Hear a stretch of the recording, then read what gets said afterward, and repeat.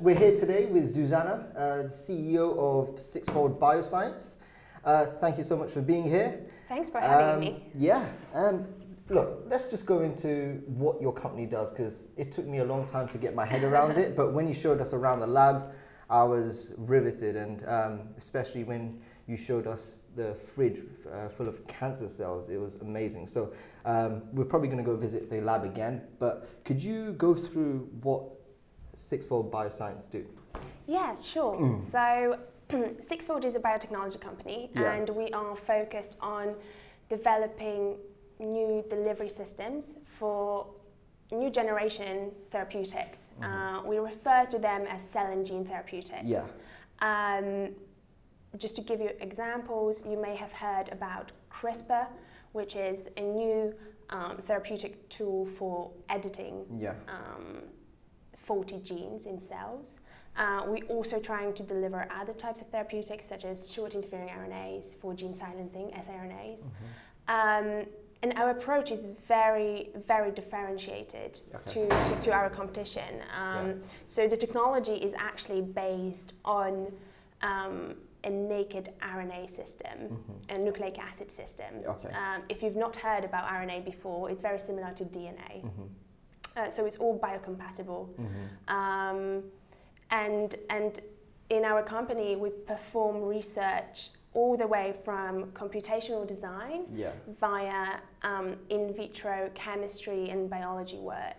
And then we also go into animals and we test whether our delivery systems really, really work and have potential to treat disease in patients. And would you be able to kind of go over the overarching problem your company solves? So drug delivery is a huge problem in the pharma industry. So especially over the last 2-3 years, there's been so much progress in the clinic and commercially as well in terms of these new therapeutics that I mentioned. For the very first time in history, the scientists and the clinicians have the tools to actually not only treat the symptoms of diseases, but also potentially actually cure the underlying causes of genetically driven diseases. This is huge. So what we've seen in the clinic with some of these therapeutics, siRNAs, CAR T therapies, great efficacies, patients stay healthier for longer. This is why we start talking about cures. But until now, all of these therapeutics are being used to treat either smaller patient populations where you can use the therapeutics, inject them locally, for example, into your muscles, somewhere where it's easy to access, or diseases where you can use these therapeutics outside of your body.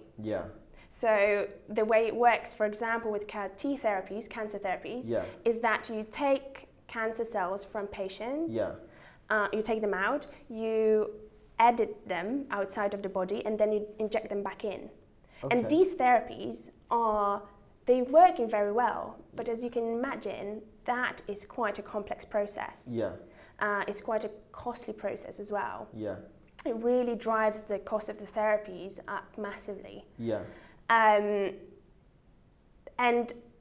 why that is the case, you know, why these drugs are being used only to treat these diseases that can be treated via local injections, or that can be addressed via the outside of the body manipulations, is that there are no good systems, delivery systems, that could take these drugs and deliver them specifically to diseased cells in your body. If these cells are deeper inside you. So that's the case with most solid tumor indications. And so traditional therapies, like say chemotherapy. Yes. So if we're just talking about cancer, and cancer is one of the therapeutic areas that we are mostly interested in and where we have the most expertise. Chemotherapeutics, you must know that cancer treatments very often lead to very serious side effects or patients relapse. Yeah. And that's very much because chemotherapeutics, when they go into your body, they affect not only diseased cells but also healthy cells. Yeah. And what we are trying to do with our delivery system is to completely avoid that issue of affecting healthy cells. Yeah. We want the drugs to be delivered specifically to cancer cells and only specifically and exclusively to cancer cells. Yeah. That's even more important when you start working with these new generation drugs that are meant to either silence the genes or edit the genes. Yeah. You know, you really have to make sure that these therapeutics only go to the diseased cells. Yeah. And like, so you guys have created a programmable oligonucleotide It's quite a name, system. isn't it? But, for short, we'll call it PODs, right? It's PODs for short. Yes. We've created something very different. So as I said, you know, the drug delivery problem is such a huge one. And the current standards can be mostly divided into two different types. You know, how people are at the moment trying to tackle that issue in development. Yeah. So in the labs or early stage clinical development. It's either viral vectors, viruses, that carry the drugs inside your body, or it's lipids that surround and lipid carriers that surround and lead the therapeutics to sites in your body. Both of these approaches have serious disadvantages. Viruses are toxic. They're very difficult to work with. They're very expensive to work with. They required specialized manufacturing facilities. And lipids are good carriers, but they are not very good at targeting specific cells. So they are safe, but they accumulate in liver organs. And so they are being used to treat liver diseases at the moment. What we have is a completely different approach. It's very differentiated. We rely on nucleic acids, so RNA, DNA, to form 3D structures that carry these therapeutics, which are also made from RNA, DNA.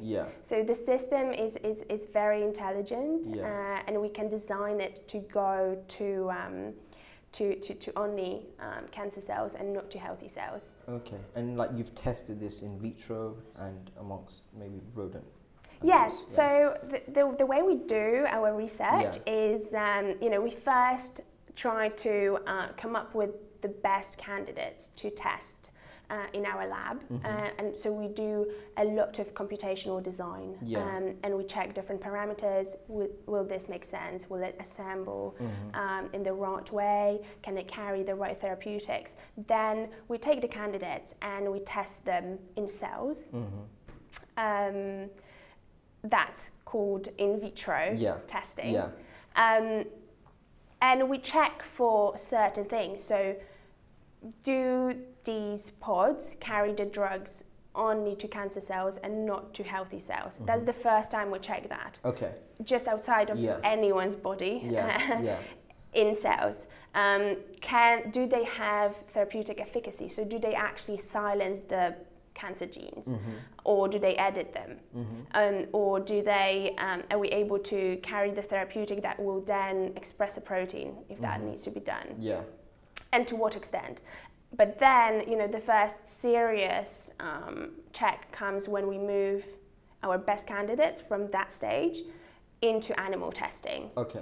And in animals, we very much check all the things that you would look for also in human patients. So this is when we look at, you know, is the therapy safe and is it effective, and how should we dose it for optimal results? Yeah, that's interesting. And so, like, your the focus of your innovation has been predominantly on, you know, just targeting the specific cancer gene and making sure that there's no wear and tear with healthy genes amongst amongst the cells that you've been testing it on. So that's vitro, right? That's in vitro. So in terms of the therapeutic areas, we do specialize in oncology. Okay. And an interesting point here is that we try to be, in our development, which is preclinical, we do take into account, obviously, areas of large unmet needs within cancer. So cancers that don't have many alternative treatments or effective treatments. But we often actually are cancer site agnostic. Okay. So we try to treat cancers based on the receptors that they express. Okay. And sometimes these can be common within different cancer types, because for now cancers are classified based on the actual site. But here comes I'm talking about this because one of the biggest advantages of our technology actually is that we can deliver our therapeutics to specific cancer cells based on different receptors that they will express. Yeah. Let me tell you, because I get it. Do you get it? Yeah. It's an interesting point. So even within one tumor, within one patient, the cancer cells can express different receptors. Yeah. You know, and the treatments up till now are mostly designed to target, if they are targeted therapies, so already a step up from standard chemotherapeutics that are not targeted. They usually target one receptor type, so one thing that will be on the surface of a cancer cell. But some other cells, and that can work well on that cancer cell, but some other cancer cells within that tumor may not express that. And so they will stay and they will multiply. And the cancer can return. That's when we talk about relapse. So that's not an effective treatment. What we can do is actually address that issue by targeting different receptors at the same time. So we want to make sure that we get rid of absolutely all the cancer cells, regardless of the exact one individual receptor that the cancer cells may express. It's perfectly possible for the receptors to be different if it's the same type of cancer, though, right? Yes, exactly. And there's a lot of research going into discovering better and better receptors that are more specific to cancer cells, and just knowing more about, within that tumor, these are the receptors that are specific to the cancer and they can be targeted with drugs. Once we have that knowledge, we can design our delivery systems so that they recognize all these different receptors. And then we can get rid of absolutely all the cancer cells. That's incredible. What was the germ of the idea? I mean, this is an audacious task you're doing right now. I mean, where did the germ of the idea come throughout your studies? Did it kind of come when you were doing your PhD or your master's? So we have 3 co-founders. We all met in Cambridge a couple of years back. In a bar? In a bar. No, see, I was actually, when I was still a PhD or student or a postdoc at Cambridge, I was involved in organizing Cambridge University entrepreneurs. I guess I was always into the startup world. And great ideas that were coming from the university and could be commercialized. And we actually met during one of the events that we were organizing. And it's interesting because the technology, we all knew about the problem of drug delivery, but we all have very different expertise when it comes to science. And the way we thought about the technology is, and the idea behind the technology is really a product of our cumulative experiences. And I mean, so when did you decide to at least create an MVP or just try to create an initial product? Was it was it just straight after your master's? So the product is actually, you know, again, science is slightly different to like a pure tech world. It requires very many years of development. You know, good science takes patience. And takes long, carefully designed research. So we met recently, but the technology is actually based on, it takes the best ideas from the field of RNA and DNA nanotechnology. And that field is emerging, but it's been around for tens of years, right? And so this is not a very, you know, it's nothing that we just created kind of from scratch. We took the very best ideas and we put it all together, and we made sure that we started working with the very best academics from around the world that specialize in that field from very early on to create something different and better. And so I went through your profiles and I saw that you went to Y Combinator. That's quite interesting because, I mean, how does a biotech company kind of thrive in that type of environment? You've got cancer cells in a fridge upstairs. I mean, how did you find the Y Combinator process for yourself? Y Combinator was great. So we did Y Combinator at the start of 2018. And you're absolutely right. You know, they have a great brand, but they're mostly known for software and tech startups, right? They were the first investors in Stripe, in Dropbox, in Airbnb, so they're very well known for that. Less so for biotech startups and life sciences in general, but they are very interested in that space. Very interested in that space, and so they started.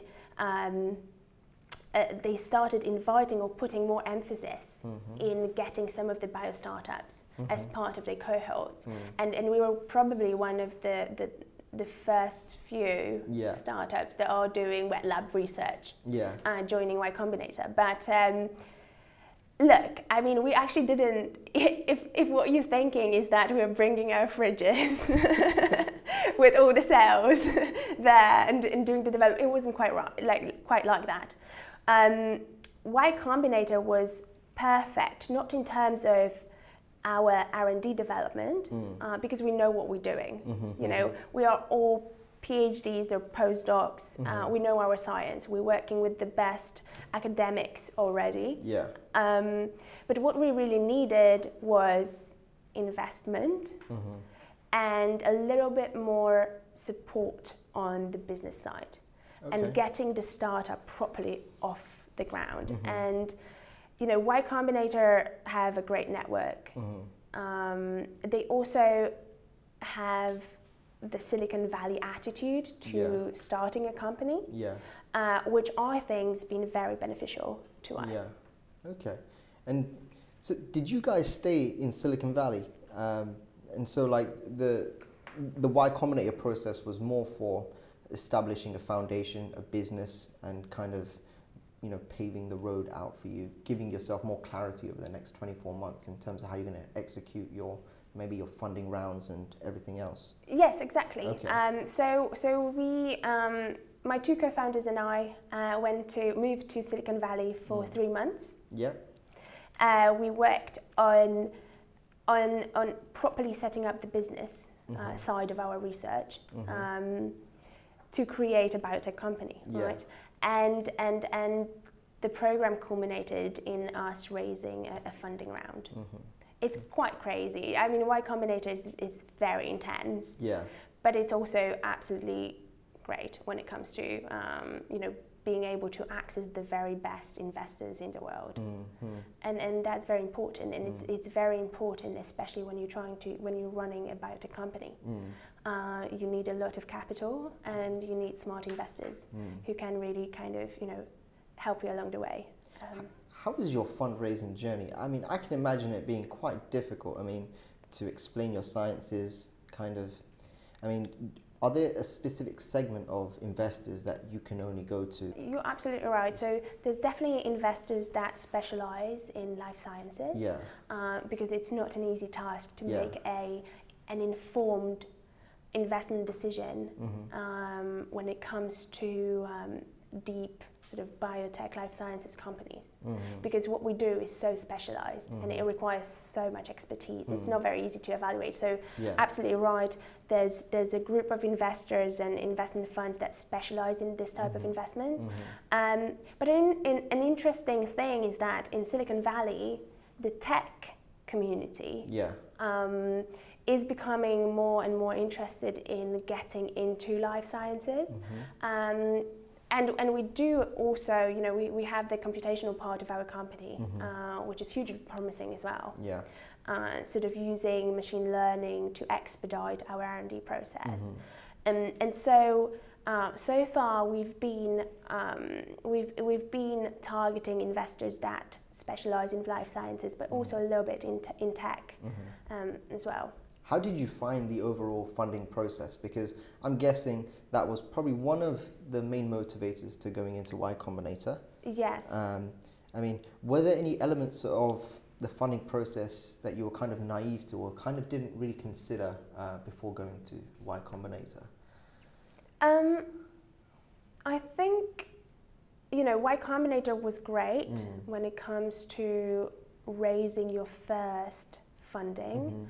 Just because they provide you with access to investors that have slightly larger risk appetites, and have a lot of capital to invest in perhaps, you know, younger teams as well.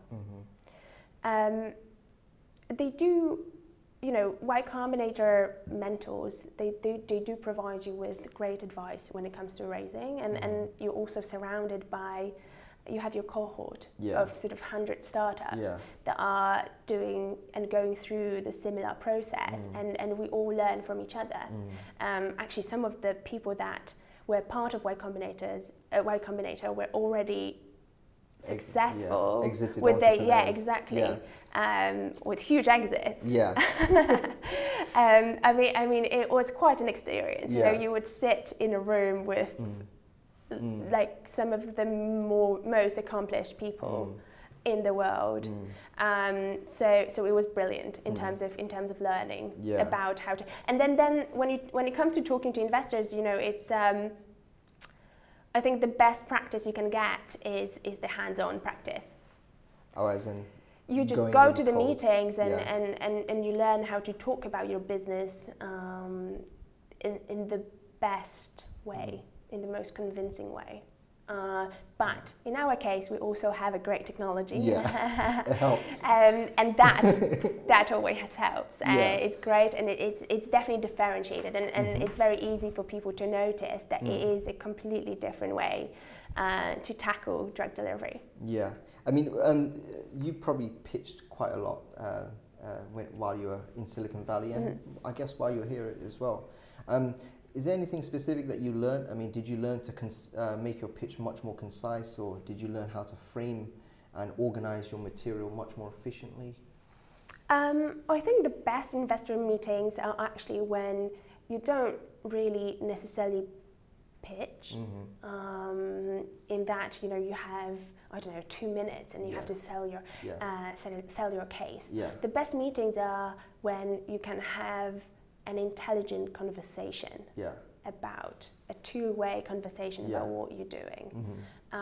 So you do have to learn how to hold these conversations so that, you know, they are to your advantage. But I think that's the most important thing, you know, to show people that you are confident in your idea and you can execute on it, and you can very easily engage them in what you do, so that, you know, the meetings are not sort of one-way pitches. They are actually a conversation. The investors become interested in what you're doing and they want to find out more. And about you personally and your co-founders, I mean, how long have Sixfold been in business for? So we are a relatively young business. Yeah. We, as I mentioned, together with my co-founders George and Anna, we met a couple of years back in Cambridge, probably 2015, 2016, and we founded the business shortly after that, 2017. But then I think, you know, we really started growing from the time we joined Y Combinator. Okay. And then after Y Combinator, it was important for us to come back to London and establish our lab, an office here in White City, and then grow the team. And we've been growing. I'm very happy with how we've been growing so far and how fast our research is progressing to date. And now I just look forward to, you know, to growing even faster. Yeah. That's one of the lessons that you actually learn very early on during Y Combinator. Yeah. That, you know, all these other things on the business side, you know, they're not as important. Of course, you have to have enough capital to run your company, but you always have to concentrate on the product. The product is the key. No other thing is more important than you developing the product at every single second during your way. You know, like it always has to be moving forward. And it sounds kind of, you know, yeah, of course. But then you would be surprised how very many founders, they do concentrate on all these other things. Sales, you know, like, I don't know, like logos or things that are not necessarily, you know, they're not gonna... The Instagram title and... Yeah, exactly. Or like applying for different competitions and pitching competitions and things that really can distract you from what is the key when it comes to your company, and that should be the product. So that was a bit of tangent. It's fine, it's fine, it's fine. And in a fairy tale world, in the next 10 years, I mean, what are you hoping Sixfold can achieve from a product standpoint and then from a company standpoint in terms of the culture and the business that you want to build? 10 years is quite a long timeline. Let's make it 5 years. Let's make it 5 years. In a fairy tale world, what would Sixfold look like from a company standpoint and from an impact standpoint as it pertains to your product? Yeah, so we want to, at the moment, we are a drug delivery company. In the next 5 years' time, we definitely want to be at the point where we are able to deliver different types of therapeutic cargo, and we have several programs together with pharmaceutical companies in the clinic, delivering data cargo to disease indications, cancer, but also other types of diseases. So with our technology, we can treat, you know, infectious diseases, any type of disease that has a genetical basis. So we want to have different clinical candidates. Clinical development takes actually a long time, so you know, it's usually longer than 5 years. But I want to have multiple candidates in the clinic already, and showing benefit early on for patients suffering from devastating diseases that don't have many options. And the second important thing is for us to start actually concentrating on developing our own proprietary therapies. And I think in 5 years' time, that's where, you know, I would also want to move us into. So not only licensing drug delivery systems, but also working on our own therapies. And in terms of, you know, in terms of other things, these are the products, product side.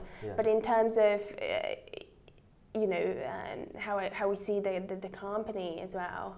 You know, I'm hoping that our team, which is absolutely fantastic, it's very multidisciplinary. It will just continue to grow and grow exponentially as it's been doing until now. Top team, experts in the field, all working towards that common goal of delivering cell and gene therapies to specific cells. And then early on, proprietary therapies. That's hopefully Sixfold in 5 years' time. I mean, what type of talent are you looking to attract to Sixfold? I mean, this isn't a usual tech play where you're looking for a product manager and a UX designer, no. and a logo designer. I mean, this is hard tech. So, I mean, what type of talent are you looking to attract to Sixfold? Expertise in RNA nanotechnology, DNA nanotechnology, nucleic acid biochemistry, molecular biology, computational engineering of RNA, DNA nanoparticles, or computational modeling of sort of chemistry, dynamics. That's the sort of skills that we are looking for at the moment. But increasingly so, we're also very interested in people who have not only academic background, but also industry background. Because we are, and what differentiates us from purely academic work is the very applied aspect. So our science has a purpose, and that's to create effective therapies for patients. And that changes a little bit how you do the experiments and what you look for. So we're looking also for people with experience in applied sciences. Perhaps people who have experience running preclinical research.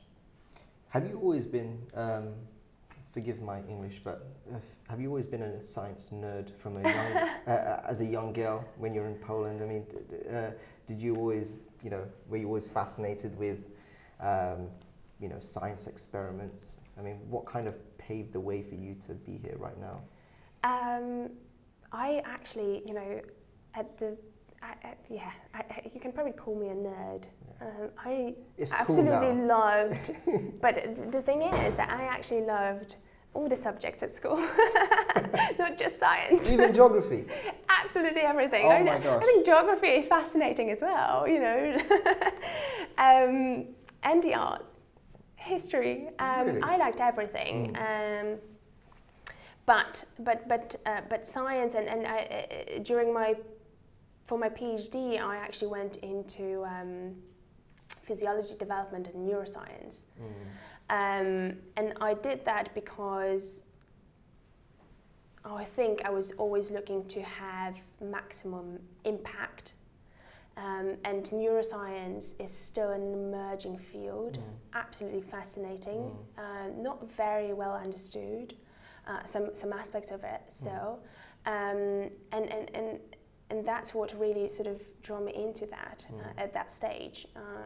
How complex it was, and how many new things there are still to discover. I mean, that's probably true about most fields, but and that's what you learn when you start doing your PhD. You basically learn that there's very little understood about the world. And there's still so much more that we have to learn. But yes. To answer your question shortly, I've always been a nerd, and as you said, it's not uncool it's nowadays. Not uncool anymore. No. Great. Yeah. I think it's important to. I never felt from anyone or any sort of pressure to be like everyone else, and not to be a nerd. I think I always felt like it's absolutely fine. You can have your interest, you can do all other stuff that you want to do as well, outside of school and outside of your studies. Let's go to a quick fire round questions. So, most valuable purchase under £100? I was very satisfied with getting a bike in Cambridge. It was very Cambridge bike, old school. And why I'm mentioning this is that the more experienced you become, the further you are in your career, the more things you have on your plate, the more you realize how your time and being the most efficient in absolutely everything you do, how that's important, how your time is so valuable. is one of the most valuable assets that you have, and you have to be very careful in how you manage it, how you manage your time to be the most productive. Is it a book you would recommend to a startup founder? See, that's another one. I actually I tend to read novels and detective stories on flights. A personal favourite? I don't know. I can mention a slightly more startup book. Let me get to that. All right. So not into advice books, lifestyle books, how to be successful, how to be, I don't know, anything else. Yeah. But I was recently gifted a book on probably the most famous recent cases from Silicon Valley, Bud Blood, on theranos. And I was given it by actually somebody who works just next door, a CEO of another startup. I obviously know that case very well.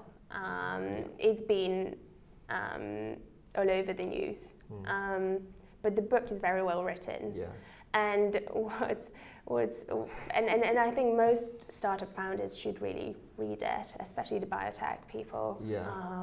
When you go to Silicon Valley, you actually now, after spending some time there and going there back and forth, you realize how this can happen, but it shouldn't ever happen, especially when you are dealing with a product that can impact patients' lives.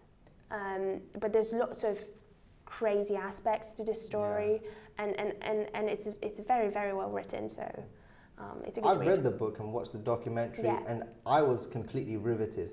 Did you buy into the myth from the beginning? Because I did. Which myth? The theranos myth, the beginning, with the prick of blood. Oh, right. I mean, these ideas have been around. It's fine. I can't really remember. I think the first thing I learned was, just the tagline, this is the company and they've been doing this and that, rather than, I didn't first learn just about the technology. So I was never never really allowed to make a judgment as to whether the technology would make sense. But the idea of, doing more efficient diagnostic, portable diagnostic it's not something that can't happen. It's just for me, it's not so. The story is not so much about the technology. It's just about everything that was going on around the technology. That is something that some people can probably learn from. What's the most valuable advice you received, personally or in business? I think. I think from a relatively young age, I would always hear that I should and I should just believe in myself a little bit more and try to be more self-confident. And this is probably a cliche, but when you start hearing it from very many different sources, and you don't really, I mean. I can be quite hard on myself, and so hearing that it's okay to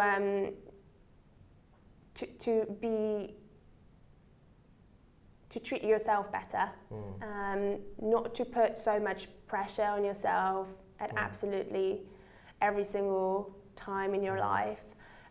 Take time to reflect, really, and put things into perspective. I think that's actually very valuable, and it's a good advice, even though it is a cliche. Is it something that you're just getting better at as well? Yes, I think so. Hopefully, I mean, it's important to know what you are good at and what you are bad at, so that you can improve. And so that you can be confident. Because I think, especially when you know, you have your own team. You know, it's important for everyone to feel safe. Yeah. As part of your team, and you know, you being and leading and being confident in what you do, that's important. But then it's also important to recognize your weaknesses and so that these can be addressed by you working with best people. But confidence is very important. So I'm trying to, you know, work on this. Okay. Most valuable failure? Most valuable failure.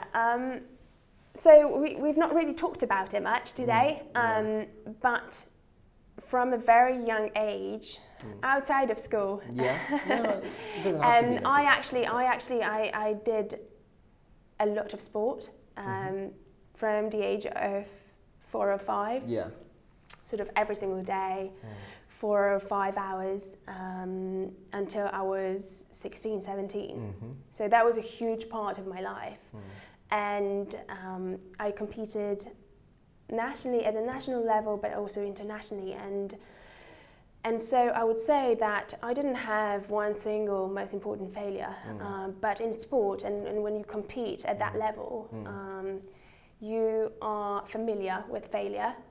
You fail all the time. During competitions, you fail during your training sessions, and it's very great for character building. And it teaches you that, you know, you have to have your goal. It's okay, you can fail, but you have to get up and just get back at it, and back into it and try to be better.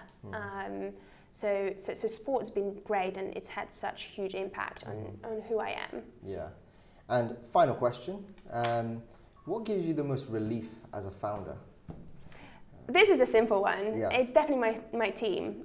So coming to work early in the morning and seeing everyone in the office, be already working, but then also, you know, sometimes I can see them being very focused on their tasks, but they really very much get on with one another and so well, and I think everyone is enjoying their individual tasks and then also working as a collaborative team, and just seeing that and the people that we have and how they interact, that's a great relief, because that's a huge and one of the most valuable assets that we have within Sixfold, the people. Amazing. I guess that marks the end of the interview, but we'll probably take some more time and maybe video the lab later on. So thank you for your time. Thanks so much. Thanks for having me.